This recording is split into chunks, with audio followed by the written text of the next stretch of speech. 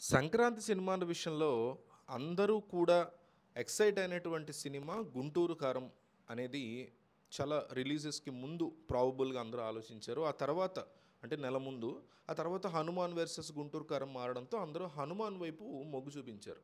తర్వాత 'Hanuman' block buster అయింది. 'గుంటూరు కారం' పెద్దగా ఆడట్లేదు. సో, ఈ రెండిటి మీద ఫోకస్ ఉండిపోయి మిగతా 2 సినిమాలు 'సైంధవ్' కాస్తంత నాయిస్ చేసినా కూడా 'నా సామిరంగ' గురించి ఎవరు పెద్దగా మాట్లాడుకున్న పరిస్థితి లేదు. పైగా ఆదివారం రిలీజ్ పెట్టుకోవడం, భోగి రోజు రిలీజ్ పెట్టుకోవడంతో ఆ సినిమా గురించి ఎక్కువగా డిస్కషన్స్ జరగలేదు.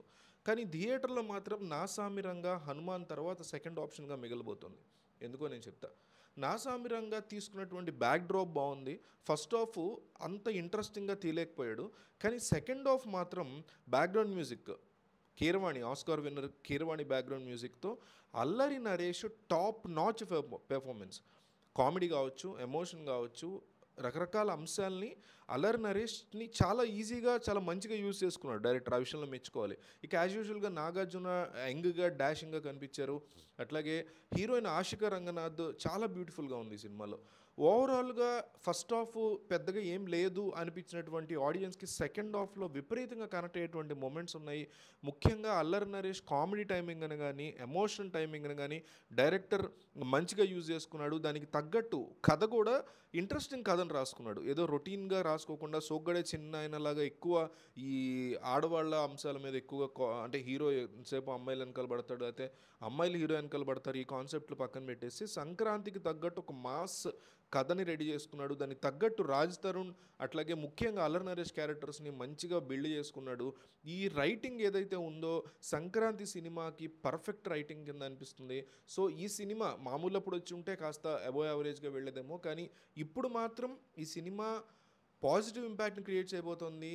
సీజన్ అవ్వడంతో ఫెస్టివల్ సీజన్ అవ్వడంతో హిట్ సినిమాగా నిలవబోతుందని గ్యారంటీగా చెప్పుకోవచ్చు. ఈ సినిమా హిట్ అవ్వాలంటే 17 కోట్లు రావాలి. వస్తాయని నేను అనుకుంటున్నాను. ఎందుకంటే లాంగ్ రన్ ఉండబోతోంది 'నా సామిరంగ' సినిమాకి.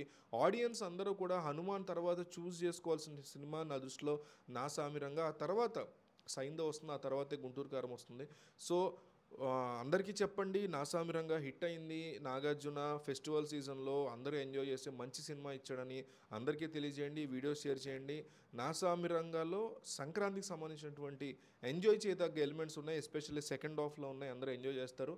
అయితే 'హనుమాన్‌నే' ఫస్ట్ ప్రిఫరెన్స్. 'హనుమాన్‌కి' గనక టికెట్స్ దొరకకపోతే అసలు చాలా గట్టిగా ట్రై చేయండి. 'Hanuman' is a block buster.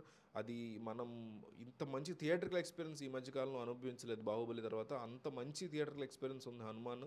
So, దానికి గట్టిగా ట్రై చేయండి టికెట్స్. అది దొరక్కపోతే సెకండ్ చాయిస్ 'నా సామిరంగ'. అది కూడా దొరకకపోతే సెకండ్ చాయిస్ 'సైంధవ్.' ఆ తర్వాత ఇవేవి దొరకకపోతేనే 'గుంటూరు కారం' సినిమా మనకి చాయిస్‌గా మిగులుతాయి. ఎందుకంటే కాంటెంట్ పరంగా మాట్లాడుతున్నా. హీరోలు, వీళ్ళ ఎలివేషన్‌లు, వీళ్ళ స్టార్‌డమ్‌ల గురించి మాట్లాడట్లేదు. కాంటెంట్ పరంగా చూసుకుంటే 'హనుమాన్', ఆ తర్వాత 'నా సామిరంగ', ఆ తర్వాత 'సైంధవ్', ఆ తర్వాత 'గుంటూరు కారం' ఈ 4 వస్తాయి నాకైతే. సో, మీకు ఈ నాలుగిట్లో ఏది బెస్ట్ సినిమా అనిపించింది?